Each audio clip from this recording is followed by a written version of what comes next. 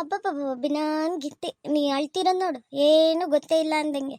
ಆ ಅಲ್ಲ, ದೊಡ್ಡ ದೊಡ್ಡ ಮನೆ ಗಂಡು ಸಿಕ್ಕಿದ್ರೆ ಬುಟ್ಟಿಗೆ ಹಾಕೊಂಡು ಬಿಡ್ತೀರ ಕಣ್ರೆ ನಿಮ್ಮಂಥವ್ರು. ನಂಗೆ ಗೊತ್ತು. ಇಲ್ಲ ಆಂಟಿ, ನೀವು ನನ್ನ ಬಗ್ಗೆ ತಪ್ಪಾಗಿ ತಿಳ್ಕೊಂಡಿದ್ದೀರಾ. ಓಹೋ, ಇಲ್ಲ, ನಾನು ಇವಳ ಬಗ್ಗೆ ಏನು ತಿಳ್ಕೊಂಡಿಲ್ಲ. ಹೇಳ್ದಲೆ ಕೇಳ್ದಲೆ ಮದುವೆ ಆಗಿ ಬಂದಿರೋ ನೋಡಿದ್ರೇನೆ ಎಲ್ಲ ಗೊತ್ತಾಗ್ತೈತಿ. ಏನೋ ಇವಳ ಬಗ್ಗೆ ತಿಳ್ಕೊಬೇಕಿತ್ತಂತೆ. ನೀನಿಲ್ಲಿ ಮೊಸಳೆ ಕಣ್ಣೀರಾಗ್ಬಿಟ್ರೆ ಯಾರು ಇಲ್ಲಿ ಕರ್ಗೋರಿಲ್ಲ ಕಣಮ್ಮ. ಹೋಗ್ತೀರಿ ಇಲ್ಲಿಂದ. ಯಾಕತ್ತೆ ಈ ತರ ಎಲ್ಲ ಮಾತಾಡ್ತಿದ್ದೀರಾ? ಇದ್ರಲ್ಲಿ ಗಂಗಾ ಅವ್ರದ್ದು ಏನು ತಪ್ಪಿಲ್ಲ ಅಂತ ಅವಾಗ್ಲಿಂದ ಹೇಳ್ತಿದ್ದೀನಿ ತಾನೆ. ಇದ್ರಲ್ಲಿ ಗಂಗಂದು ಸ್ವಲ್ಪನೂ ತಪ್ಪಿಲ್ಲ. ಈ ಗಂಗಂಗೆ ಯಾಕೆ ಬೈತಿದ್ದೀರಾ ನೀವು? ಅಯ್ಯೋ, ನೀನ್ ಸುಮ್ನಿರಪ್ಪ ರಾಜು. ಇಂಥ ಹುಡ್ಗಿರ್ನೆಲ್ಲ ನಾನು ಸುಮಾರು ನೋಡಿದ್ದೀನಿ. ಸ್ವಲ್ಪ ಏನಾದ್ರೂ ದುಡ್ಡಿರೋ ಹುಡ್ಗ ಸಿಗ್ಬಿಟ್ರೆ ಸಾಕು, ಹಿಂದೆ ಬಿದ್ಬಿಟ್ಟು ಅವ್ರ ತಲೆನ ಕೆಡಿಸ್ಬಿಡ್ತಾರೆ. ಯಾಕತ್ತೆ ನಾನು ಪದೇ ಪದೇ ಹೇಳ್ತಿದ್ದೀನಿ ತಾನೆ, ಇದ್ರಲ್ಲಿ ಅವ್ರದ್ದು ಏನು ತಪ್ಪಿಲ್ಲ ಅಂತ. ಅವ್ರೇನು ಹೇಳಿಲ್ಲ, ನಾನೇ ಇಷ್ಟಪಟ್ಟಾಗಿರೋದು. ನೋಡಿ ರಾಜವ್ರೆ, ನಾನು ಹೇಳ್ದಿರ್ತಾನೆ ನಿಮ್ಗೆ, ಈ ತರ ಹೇಳಿಕೆ ಹೇಳ್ದಲೆ ಕೇಳ್ದಲೆ ಮದ್ವೆ ಆಗೋದು ತಪ್ಪು, ಬೇಡ, ಇನ್ನೊಂದ್ ಸ್ವಲ್ಪ ದಿವಸ ನೋಡೋಣ ಅಂತ ಹೇಳಿದ್ರು ನೀವು ಕೇಳಲಿಲ್ಲ. ಈಗ ನೋಡ್ರಿ ಎಲ್ಲರೂ ಹೆಂಗೆ ಬಾಯಿ ಬಂದಂಗೆ ಮಾತಾಡ್ತಿದ್ದಾರೆ. ಯಾಕೋ ನನ್ನ ಹಣೆ ಬರನೇ ಸರಿ ಇಲ್ಲ ಅನ್ಸುತ್ತೆ ರಾಜು. ನನ್ನಿಂದ ಪಾಪ ನಿಮ್ಗೂ ತೊಂದರೆ ಆಗ್ತಿದೆ. ಇಲ್ಲ ಗಂಗವ್ರೆ, ನೀವ್ ಯಾಕೆ ಈ ತರ ತಿಳ್ಕೊಂತೀರಾ? ಏನೂ ಆಗಲ್ಲ, ಸುಮ್ನಿರ್ರಿ ನೀವು ಸ್ವಲ್ಪ ಹೊತ್ತು. ಎಲ್ಲರೂ ಒಳಗೋಗಾಯ್ತು, ಈಗ ನಾನು ಒಳಗಡೆ ಹೋಗ್ತೀನಿ. ಇಲ್ಲೇ ನಿಂತು ಅದೇನ್ ಮಾಡ್ತಿರೋ ಮಾಡ್ಕೊಳ್ಳಿ. ಏನ್ ರಾಜು ಇದು? ನಾನು ಯಾವುದೋ ಒಂದು ಹುಡುಗಿನ ಪ್ರೀತಿಸ್ತಿದ್ದೀನಿ ಅಂತ ಮಾತ್ರ ನೀನು ನಂಗೆ ಹೇಳಿದೆ. ಈ ಥರ ಮದುವೆ ಆಗಿ ಬರ್ತೀನಿ ಅಂತ ಒಂದು ಮಾತು ಹೇಳಿಲ್ವಲ್ಲೋ? ಇಲ್ಲ ರಾಜು, ಈ ಥರ ಸಡನ್ನಾಗಿ ನೀನು ಮದುವೆ ಆಗಿ ನಿಂತ್ಬಿಟ್ರೆ ನಿಮ್ಮ ಅಪ್ಪ ಅಮ್ಮನ ಗತಿ ಏನು ಹೇಳು? ಅವರಿಗೆ ಬೇಸರ ಮಾಡ್ದಂಗಾಗಲ್ವಾ? ಅವ್ರ ಮನ್ಸಿಗೆ ನೋವು ಉಂಟು ಮಾಡಿಬಿಟ್ಟೆ ರಾಜು ನೀನು. ಅಲ್ಲ, ನೀವು ಒಂದು ಮಾತು ನಂಗಾದ್ರೂ ಹೇಳೋದಲ್ವಾ? ದೊಡ್ಡಮ್ಮ, ನಾನು ಮದುವೆ ಆಗಿ ಬರ್ತಿದ್ದೀನಿ, ಪ್ರೀಸಿ ದುಡ್ಗಿನೇ ಅಂತ ಹೇಳೋಕ್ಕಾಗ್ಲಿಲ್ವೇನಲ್ಲ? ಅಲ್ಲ, ನೀನು ಏನು ಹೇಳ್ದಲೆ ಸಡನ್ನಾಗಿ ಮದುವೆ ಆಗಿ ಈ ಥರ ಹುಡ್ಗಿನ ಕರ್ಕೊಂಬಂದ್ರೆ ಎಲ್ಲರೂ ಏನನ್ನಲ್ಲ ಹೇಳು? ಸಾರಿ ದೊಡ್ಡಮ್ಮ, ಅದೇನಾಯ್ತು ಅಂದರೆ ನಾನು ಈ ಪರಿಸ್ಥಿತಿಲಿ ಮದುವೆ ಆಗಲೇಬೇಕಾಯ್ತು. ಯಾಕಂದರೆ ಇವತ್ತು ಮಾರ್ಕೆಟಿಗೆ ಹೋಗಿದ್ವಾ, ಅಲ್ಲಿ ಗಂಗಾ ಅವರಮ್ಮ ಸಿಕ್ಕಿದ್ರು. ಅವರು ಗಂಗನ ಮೇಲೆ ಕೈ ಮಾಡಿ ಮಾರ್ಕೆಟಲ್ಲೆಲ್ಲ ಅವರು ತಲೆ ಕೂದಲು ಇಟ್ಕೊಂಡು ಎಳಿಯೋದು ಹೊಡಿಯೋದು ಎಲ್ಲ ಮಾಡ್ತಿದ್ರ. ಹಾಗಾಗಿ ನನ್ನ ಕೈಯಲ್ಲಿ ನೋಡೋಕ್ಕಾಗಲಿಲ್ಲ ದೊಡ್ಡಮ್ಮ. ಅದಕ್ಕೋಸ್ಕರ ನಾನು ಸಿಟ್ಟಲ್ಲಿ ನಂದು ಗಂಗನ ಮದುವೆ ಆಗಿದೆ, ನಾವಿಬ್ಬರು ಮದುವೆ ಆಗಿದ್ದೀವಿ ಆಲ್ರೆಡಿ ಅಂತ ಹೇಳ್ಬಿಟ್ಟೆ.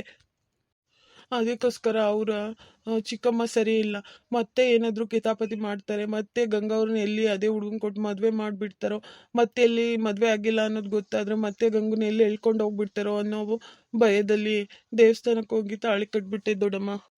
ಸರಿ ಕಣೋ ರಾಜು, ನೀನು ಗಂಗನ ಬಗ್ಗೆ ಮಾತ್ರ ಯೋಚನೆ ಮಾಡಿದೆ. ನಿಮ್ಮ ಅಪ್ಪ ಅಮ್ಮನ ಬಗ್ಗೆ, ನನ್ನ ಬಗ್ಗೆ, ನಿಮ್ಮ ಅಜ್ಜಿ ಬಗ್ಗೆ, ಯಾರ ಬಗ್ಗೆನೂ ಏನೋ ಸ್ವಲ್ಪನೂ ಯೋಚನೆ ಮಾಡಲಿಲ್ಲ ಅಲ್ವಾ?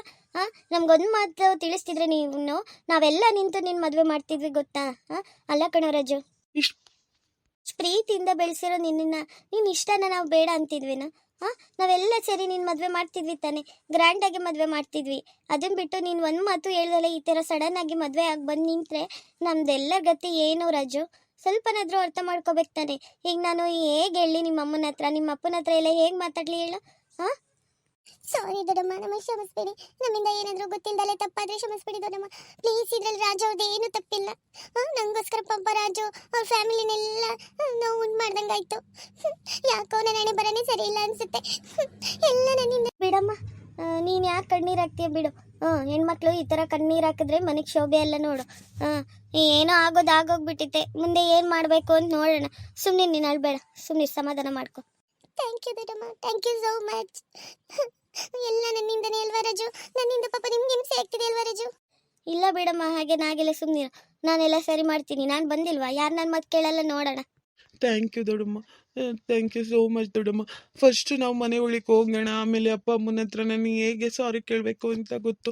ಫಸ್ಟ್ ನಮ್ಮನ್ನ ಮನೆ ಒಳಗೆ ಹೋಗ್ಬಿಡಿ ದೊಡ್ಡಮ್ಮ.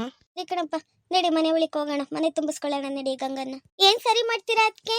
ಅಣ್ಣನೇ ಹೇಳೋಗಿದ್ದಾನೆ, ನಂಗೂ ಇದಕ್ಕೂ ಏನು ಸಂಬಂಧ ಇಲ್ಲ, ಏನಾದ್ರೂ ಮಾಡ್ಕೊಳ್ಳಿ ಅಂತ ಇದ್ರಲ್ಲಿ ನೀವೇನ್ ಮನೆ ತುಂಬಿಸ್ಕೊಳ್ಳೋದು? ಅಣ್ಣ ಒಂದ್ಸತಿ ಬೇಡ ಅಂತ ಹೇಳಿಲ್ವಾ? ಬಾಯಿ ಮುಚ್ಚೆ ನೀನು. ಯಾಕೆ ಬೇಡ ಅಂತಾರೆ? ಏನೋ ಗೊತ್ತಿಲ್ಲದಲ್ಲೇ ಮದುವೆ ಆಗಿ ಬಂದಿದ್ದಾನೆ, ಅದಕ್ಕೆ ಮನೆಗೆ ಬರಬೇಡ ಅಂತ ಹೇಳಿದಾನ? ತಡಿ ಕೇಳ್ತೀನಿ ಅವನನ್ನ. ಅಯ್ಯೋ, ನನ್ನ ಮೇಲೆ ಯಾಕೆ ಆ ಥರ ರೇಗಾಡ್ತೀರಾ ಅದಕ್ಕೆ?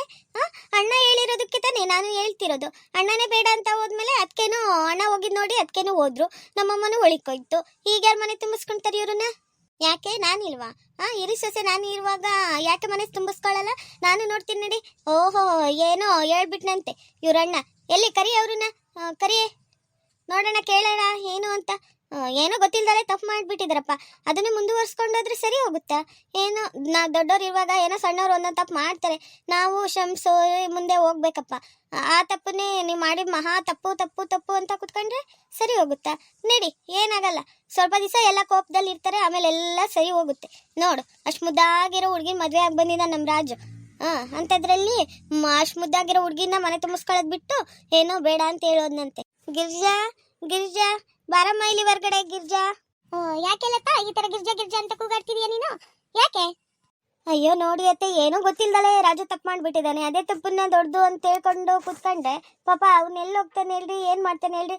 ಏನೂ ಗೊತ್ತಿಲ್ದಲೆ ಪ್ರೀತಿಸಿ ಮದ್ವೆ ಆಗ್ಬಿಟ್ಟಿದ್ದಾನೆ. ಎಲ್ಲಿ ಮನೇಲಿ ಹೋಗ್ತಾರೋ ಇಲ್ವೋ ಹಂಗೆ ಹಿಂಗೆ ಅಂತ ಏನೋ ಒಂದು ಮದ್ವೆ ಆಗಿ ಬಂದಿನಪ್ಪ. ಹೋಗ್ಲಿ ಬಿಡ್ರಿ, ಕ್ಷಮಿಸಿ ಒಂಚೂರು, ಏನಾಗಲ್ಲ.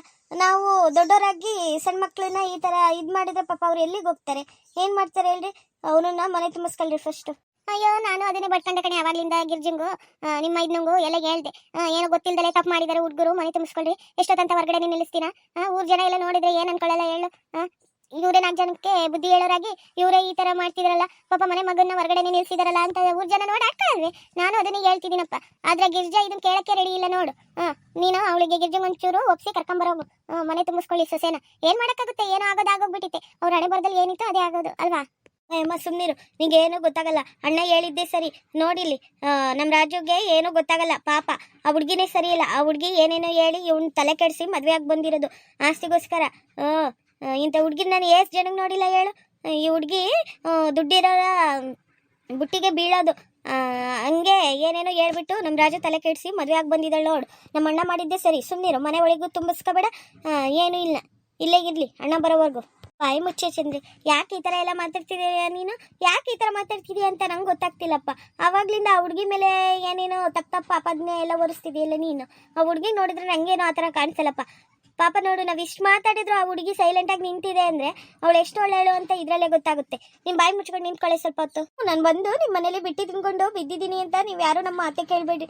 ಎಲ್ಲರೂ ನನ್ನನ್ನು ಹೆಂಗೆ ಮಾತಾಡ್ತಿದ್ದೀರಾ ನೋಡ್ರಿ. ನಾನು ಇಲ್ಲಿ ಇರಲ್ಲ, ನಾನು ನನ್ನ ಗಂಡನ ಮನೆಗೆ ಹೋಗ್ತೀನಿ. ಫಸ್ಟ್ ಆ ಕೆಲಸ ಮಾಡೆ ನೀನು. ಫಸ್ಟ್ ನಿಮ್ಮ ಗಂಡನ ಮನೆಗೆ ಹೋಗು, ಅವಾಗೆಲ್ಲ ಸರಿ ಹೋಗುತ್ತೆ. ಅದನ್ನ ಬಿಟ್ಟು ಮದುವೆ ಮಾಡ್ಕೊಟ್ಟಾಗಿಂದ ಬರೀ ಇಲ್ಲೇ ಇದ್ದಾಳೆ ನಮ್ಮ ಮನೇಲಿ ಇರೋದಲ್ದಲ್ಲೇ ಮತ್ತೆ ನಮ್ಮ ಮನೆ ಬಗ್ಗೆ ಮಾತಾಡಕ್ ಬರ್ತಾರೆ. ನೀನು ಬಾಯಿ ಮುಚ್ಕೊಂಡು ಇರಬೇಕು, ನಾವೇನಾದರೂ ಮಾಡ್ಕೊಡ್ತೀವಿ ಅಂತ. ಸರಿ, ಏನಾದರೂ ಮಾಡ್ಕೊಳ್ಳಿ. ಅಣ್ಣ ಬಂದಾಗ ಆಮೇಲೆ ಎಲ್ಲರಿಗೂ ಗೊತ್ತಾಗುತ್ತೆ. ಏನಾದರೂ ಮಾಡ್ಕೊಳ್ಳಿ, ನಾನು ಇನ್ಮೇಲೆ ಏನು ಮಾತಾಡಲ್ಲ. ಏನಾದರೂ ಮಾಡ್ಕೊಳ್ಳಿ. ನೋಡು, ಹಿಂಗೆ ಸುಮ್ಮನೆ ಬಾಯಿ ಮುಚ್ಕೊಂಡು ನಿಂತಿರ್ಬೇಕು. ಅದನ್ನ ಬಿಟ್ಟು ನಮ್ಮನೆ ಬಗ್ಗೆ ಎಲ್ಲ ಮಾತಾಡಕ್ ಬರ್ತಾರೆ ನೋಡವ. ನಾವೆಲ್ಲ ಸೇರಿ ಏನು ಪಾಪ ಹೋಗ್ಲಿ ಅಂತ ನನ್ನ ಮೊಮ್ಮಗನ ಮುಖ ನೋಡ್ಕೊಂಡು ನಿನ್ನ ಮನೆ ತುಂಬಿಸ್ಕೊಳಕ್ ನಾನು ಒಪ್ಕೊಂಡಿದ್ದೀನಿ. ಆದ್ರೆ ನನ್ನ ಮಗ ಮಾತಾಡ್ಸೋವರೆಗೂ ನಾನು ನಿನ್ನನ್ನು ಮಾತಾಡ್ಸಲ್ಲ ಅಷ್ಟೇ. ಅಲ್ಲ ಅಜ್ಜಿ, ಎಲ್ಲರೂ ಸೇರಿ ಬರೀ ಗಂಗಂಗೆ ಹೇಳ್ತಿದ್ದೀರಲ್ಲ, ಇದ್ರಲ್ಲಿ ಗಂಗನ್ ಒಂದು ಸ್ವಲ್ಪನೂ ತಪ್ಪಿಲ್ಲ ಅಂತ ನಾನು ಅವಾಗ್ಲಿಂದ ಹೇಳ್ತಿದ್ದೀನಿ ತಾನೆ. ಗಂಗಂದು ಇದ್ರಲ್ಲಿ ಏನೂ ತಪ್ಪಿಲ್ಲ. ನಾನು ಅವ್ರಿಗೆ ಹಿಂಸೆ ಮಾಡಿ ಮದುವೆ ಆಗಿ ಬಂದಿದ್ದು. ಆದರೂ ಗಂಗಾ ಅವ್ರು ಹೇಳಿದ್ರು, ಬೇಡ ಈ ಥರ ಮದುವೆ ಆಗೋ ತಪ್ಪು, ನಾವು ಮನೇಲೆಲ್ಲ ಹೇಳಿ ಎಲ್ಲರಿಗೂ ಒಪ್ಸಿ ಮದುವೆ ಆಗೋಣ ಅಂತ. ಆದರೆ ನಾನೇ ಬೇಡ ಬೇಡ ಅಂತೇಳಿ ಸಡನ್ನಾಗಿ ಮದುವೆ ಆಗಿ ಬಂದಿದ್ದು. ನೀವು ಗಂಗಂಗೆ ಎಲ್ಲರೂ ಹೇಳ್ತಿದ್ದೀರಲ್ಲ ಅಜ್ಜಿ, ಗಂಗಂದು ಇದ್ರಲ್ಲಿ ಸ್ವಲ್ಪನೂ ತಪ್ಪಿಲ್ಲ ಅಜ್ಜಿ. ನೋಡು ರಾಜು, ಈಗ ಯಾರು ಸರಿ ಯಾರು ತಪ್ಪು ಅನ್ನೋದು ಬರಲ್ಲ ಇಲ್ಲಿ. ನಡೀರಿ, ಏನದು ಮುಂದಿನ ಶಾಸ್ತ್ರ ಏನು ನೋಡೋಣ. ಈಗ ಬಾರಿ ಹೊತ್ತು ಬಂದು ಬಾರಿ ಹೊತ್ತಾಯ್ತು ಅನ್ಸುತ್ತೆ. ಊರ್ ಜನ ಎಲ್ಲ ಸೇರೋಕ್ಕಿಂತ ಮುಂಚೆ ನಡೀರಿ ಮನೆ ಒಳಿಕ್ಕೆ. ಹೋಗಿ ಚಂದ್ರಿ, ಹೋಗ್ಬಿಟ್ಟು ಗಿರ್ಜಿಂಗೆ ಆರ್ತಿ ತಟ್ಟೆ ತಗೊಂಡ್ ಬರಕ್ಕೆ ಹೇಳು. ಸರಿ, ಹೇಳ್ತೀನಿ. ನೋಡೆ ಗಿರ್ಜಾ, ಏನೋ ಆಗೋಗ್ಬಿಟ್ಟಿದೆ. ಇದನ್ನೇ ದೊಡ್ಡದು ಮಾಡಬೇಡ. ಊರ್ ಜನ ಎಲ್ಲ ಸೇರೋಕ್ಕಿಂತ ಮುಂಚೆ ಗಂಗನ್ನ ಮನೆ ತುಂಬಿಸ್ಕೊಳೆ. ತುಂಬಿಸ್ಕೊಳ್ಳೋದು ನಿಮ್ಮ ಇದನ್ನ ನೋಡಿದ್ರೆ ಬೇಜಾರು ಮಾಡ್ಕೊಂಡು ಎಲ್ಲ ಹೋಗಿದ್ದಾರೆ. ಅಂತಿದ್ರಲ್ಲಿ ಈ ರಾಜ ಮಾಡಿರೋ ಕೆಲಸಕ್ಕೆ ನಾನು ಹೇಗಂತ ಮನೆ ತುಂಬಿಸ್ಕೊಳ್ಳೋದು ಹೇಳು? ಅಲ್ಲ, ಒಂದ್ ಮಾತು, ನಾನು ಆ ಹುಡುಗಿನ ಇಷ್ಟಪಟ್ಟಿದ್ದೀನಿ ಅಂತ ಏನಾದ್ರು ಹೇಳ್ತಿದ್ರೆ ನಾವೇ ಮುಂದೆ ನಿಂತು ಮದುವೆ ಮಾಡ್ಬೋದಿತ್ತಲ್ಲ ಅಕ್ಕ. ಈ ತರ ಮದುವೆ ಆಗಿ ಈ ತರ ಆ ಹುಡುಗಿನ ಕರ್ಕೊಂಡು ನಮ್ಮ ಮನೆಗೆ ಬರ್ತಾನೆ ನಾನು ಯಾವತ್ತೂ ತಿಳ್ಕೊಂಡಿರ್ಲಿಲ್ಲ ಅಕ್ಕ. ನಾನು ಎಷ್ಟು ಆಸೆ ಇಟ್ಕೊಂಡಿದ್ದೆ ನನ್ನ ಮಗನ ಮೇಲೆ. ಆ ಆಸೆನ ನಿರಾಸೆ ಮಾಡ್ಬಿಟ್ಟ ಅಕ್ಕ ಇವನು. ಸಾರಿ ಅಮ್ಮ, ಪ್ಲೀಸ್ ನೀನು ಆ ಥರ ಎಲ್ಲ ಅಳ್ಬೇಡ, ನನ್ನ ಕೈಲಿ ನೋಡೋಕ್ಕಾಗಲ್ಲ. ಇಲ್ಲ ರಾಜು, ನೀನೇನು ಅಳ್ಬೇಡ ಅಂತೀಯ, ಆದ್ರೆ ನನ್ನ ಮನಸ್ಸಿಗಾಗಿರೋ ನೋವನ್ನ ಯಾರ ಹತ್ರ ಹೇಳು? ಅಲ್ಲ, ನಾಳೆ 4 ಜನ ನಿಮ್ಮ ಅಪ್ಪಂಗೆ ನಿನ್ ದೊಡ್ಡ ಮಗನ ಮದ್ವೆ ಯಾವಾಗ ಅಂತ ಕೇಳಿದಾಗ ನಾವೇನಂತ ಉತ್ತರ ಕೊಡೋದು? ಇಲ್ಲ, ನನ್ನ ಮಗ ಈ ತರ ದೇವಸ್ಥಾನಕ್ಕೆ ಓಡೋಗಿ ಯಾವ್ದೋ ಹುಡುಗಿನ ಕರ್ಕೊಂಡೋಗಿ ದೇವಸ್ಥಾನದಲ್ಲಿ ಮದ್ವೆ ಆಗಿ ಬಂದಿದ್ದಾನೆ ಅಂತ ಹೇಳಕ್ಕಾಗುತ್ತಿಲ್ಲ ರಾಜು ನಮ್ಮ ಕೈಲಿ. ನೀನ್ ಮಾಡಿರೋ ಕೆಲ್ಸಕ್ಕೆ. ಅಲ್ಲ, ಒಂದ್ ಮಾತು, ನೀನ್ ಇಷ್ಟ ಇದೆ ಅಂತ ಹೇಳ್ತಿದ್ರೆ ನಾವೇ ಮುಂದೆ ನಿನ್ ಮದ್ವೆ ಮಾಡ್ತಿದ್ವಲ್ಲ. ಈ ರೀತಿ ನೀನು ಮದ್ವೆ ಆಗಿ ಬಂದು ನಿಂತಿದೀಯಲ್ಲ ರಾಜು, ಏನು ಮಾಡೋದು? ನೋಡಮ್ಮ ಗಿರ್ಜಾ, ಬೆಳಿಗ್ಗಿಂದ ಅದೆಷ್ಟು ಅಂತ ಅಳ್ತೀಯ, ಏನೋದಾಗೋಗ್ಬಿಟ್ಟಿತ್ತೆ ನಡಿ. ಸೊಸೆನ ಮನೆ ತುಂಬಿಸ್ಕೊ, ಇನ್ನೇನು ಮಾಡೋಕ್ಕಾಗಲ್ಲ. ಊರ್ ಜನ ನೋಡಿ ನಗಾಡಿ ಹೋಗ್ಕಿಂತ ಮುಂಚೆ ಸೊಸೆನ ಮನೆ ತುಂಬಿಸ್ಕೊ ನಡಿ. ಏನೂ ಆಗಲ್ಲ ನಡಿ, ಎಲ್ಲ ಒಳ್ಳೇದೇ ಆಗುತ್ತೆ. ಈಗಕ್ಕ ಮನೆ ತುಂಬಿಸ್ಕೊಳ್ಳೋದು? ಅಲ್ಲ, ನಂಗೆ ಏನ್ ಮಾಡ್ಬೇಕು ಏನ್ ಬಿಡ್ಬೇಕು ಅಂತ ನನ್ನ ಕೈ ತಲೆ ಓಡ್ತಿಲ್ಲ ಅಕ್ಕ. ಅಂಥದ್ರಲ್ಲಿ ಏನ್ ಮಾಡ್ಬೇಕು ಅಂತ ಗೊತ್ತಾಗ್ತಿಲ್ಲ. ನಿಮ್ಮ ಇಂದ ನೋಡಿದ್ರೆ ಕೋಪ ಮಾಡ್ಕೊಂಡು ಹೋಗಿದ್ದಾರೆ. ಈಗ ಮನೆ ತುಂಬಿಸ್ಕೊಳ್ಳೋದ ಬೇಡ್ವಾ ಏನು ಗೊತ್ತಾಗ್ತಿಲ್ಲ ಅಕ್ಕ. ಏನ್ ಮಾಡೋದು ನೀವೇ ಹೇಳಿ. ಏನೋ ಆಗೋಗ್ಬಿಟ್ಟಿದೆ, ಅದನ್ನೇ ಚಿಂತೆ ಮಾಡ್ಕೊಂಡು ಕೂರಕ್ಕಾಗುತ್ತಾ? ನಡಿ, ನಂಗೆ ಗೊತ್ತಿತ್ತು, ರಾಜು ನನ್ನ ಹತ್ರ ಹೇಳಿದ್ದ ಯಾವುದೋ ಹುಡುಗಿನ ಪ್ರೀತಿಸ್ತಿದ್ದೀನಿ ಅಂತ. ಆದ್ರೆ ಇವನು ಈ ಥರ ಮದುವೆ ಆಗಿ ಬರ್ತಾನಂತ ನಂಗೆ ಗೊತ್ತಿರಲಿಲ್ಲ. ಬಿಡು, ಏನೋ ಆಗೋಗ್ಬಿಟ್ಟಿದೆ, ನಡಿ ಮನೆ ತುಂಬಿಸ್ಕೊಳ್ಳೋಣ. ಅಕ್ಕ ಆಯ್ತು.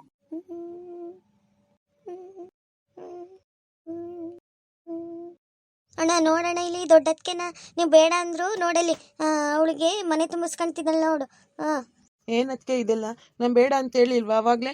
ನಮ್ಗೆ ಕೇಳ್ದಲೆ ಮದುವೆ ಆಗಿ ಬಂದಿರೋನು ಎಲ್ಲಾದ್ರೂ ಹೋಗ್ಲಿ, ನಾನು ನಮ್ಮ ಮನೆಗೆ ಬರಕ್ ಬಿಡಲ್ಲ ಅಂತ ಅವಾಗಲೇ ಹೇಳಿ ಹೋಗಿದ್ದೀನಲ್ಲ. ನಂಗೂ ಇದಕ್ಕೂ ಏನು ಸಂಬಂಧ ಇಲ್ಲ ಅಂತ.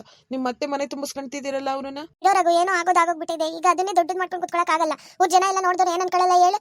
ಅಲ್ಲ, ಇವರೇ 4 ಜನ ನಮ್ಮ ಮನೆಗೆ ಬುದ್ಧಿ ಹೇಳೋರಾಗಿ ಇವರೇ ಪಾಪ ಅವ್ರ ಮಗನ ಸೊಸೆನ ಹೊರಗಡೆ ಬೆಳಿಗ್ಗಿಂದ ನಿಲ್ಸಿದ್ದಾರೆ ಅಂತ ಊರ್ ಜನ ನೋಡಿ 4 ಜನ ನಂಗೆ ಮಾತಾಡ್ಕೊಳ್ಳಲ್ವೇಂದ? ಸುಮ್ಮನಿರು, ಏನೂ ಆಗಲ್ಲ, ಏನೋ ಆಗೋಗ್ಬಿಟ್ಟಿದೆ. ಅವ್ರ ಹಣೆ ಬರದಲ್ಲಿ ಇದ್ದಂಗೆ ಆಗಿತ್ತೆ, ಈಗ ಅದನ್ನ ಯಾರು ಬದಲಾಯಿಸಕ್ಕಾಗಲ್ಲ. ಸುಮ್ಮನಿರು ನೀನು.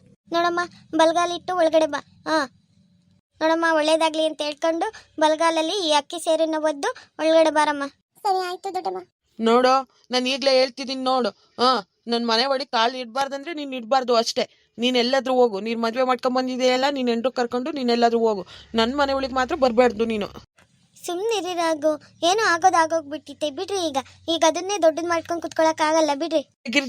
ಗಿರ್ಜಾ ಎಲ್ಲಿದೆಯಾ? ಬಾರೆ ಇಲ್ಲಿ. ಕರೆದ್ರಲ್ಲ, ಏನು ಅಂತ ಹೇಳ್ರಿ. ನೋಡೆ, ನಾನು ನಿಂಗೆ ಫಸ್ಟೇ ಅವಾಗಲೇ ಹೇಳೋಗಿಲ್ವಾ ನಂಗೂ ಇದಕ್ಕೂ ಯಾವುದೇ ಸಂಬಂಧ ಇಲ್ಲ ಅಂತ? ಇನ್ನೇನು ಮಾಡ್ತಿದ್ದೀರಾ ನೀವು? ಚೆನ್ನಾಗಿ ಮನೆ ತುಂಬಿಸ್ಕೊಂತಿದ್ದೀರಲ್ಲ ಇಬ್ರನ್ನ. ನಾನು ಹೇಳೋಗಿಲ್ವಾ ಇದಕ್ಕೂ ನಂಗೂ ಏನು ಸಂಬಂಧ ಇಲ್ಲ, ನಾನು ಯಾರಿಗೂ ಮಾತಾಡ್ಸಲ್ಲ ಅಂತ ಹೇಳೋಗಿದ್ದೀನಿ. ಮತ್ತೆ ಎಲ್ಲ ಶಾಸ್ತ್ರಗಳು ಮಾಡ್ಕೊಂಡು ನಿಂತಿದ್ದೀರಲ್ರಿ. ಅದು ಅಕ್ಕನೇ ಹೇಳಿದ್ದು ಕಣ್ರಿ.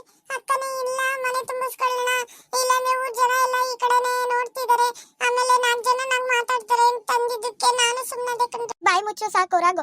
ನಾನು ದೊಡ್ಡೋಳು ಇರುವಾಗ ನಿಂದೇನೋ ಏನೋ ಆಗೋಗ್ಬಿಟ್ಟಿತ್ತೆ, ಬಿಡು ಅತ್ಲಾಗೆ. ಈಗ ಅದನ್ನೇ ದೊಡ್ಡದು ಮಾಡ್ಕೊಂಡು ಕೂರಕ್ಕಾಗಲ್ಲ. ಬರ ಮಗಂಗ, ನೀನು ಸೇರೋದ್ದೆ ಒಳಗಡೆ ಬಾ. ಮನಸ್ಸಿ ರಂಗು ನೋಡಿದೆ, ಬಾಸಿಂಗಳದಲ್ಲಿ ಮನಸ್ಸಿನ ಮತ್ತು ಬನ್ನಿ ಕುಣಿಯೋಣ ಎಲ್ಲ ಸೇರಿ, ನಲಿಯೋಣ ಶುಭ ಕೋರಿ ಉಲ್ಲಾಸದಲ್ಲಿ ದಿನ. ಬಾಳ ದಾರಿಲಿ ಹೊಸ ಜೋಡಿ ಹೊರಟಿದೆ ಜೊತೆಗೂಡಿ, ಎಲ್ಲೆಲ್ಲ ತಳಿರೋ ತೋರಣ ಬದರಂಗಿಯಲ್ಲಿ ಮನಸ್ಸಿನ ರಂಗ ನೋಡಿದೆ, ಬಾಸಿಂಗಳದಲ್ಲಿ ಕನಸಿನ ಮತ್ತು ತುಂಬಿದೆ.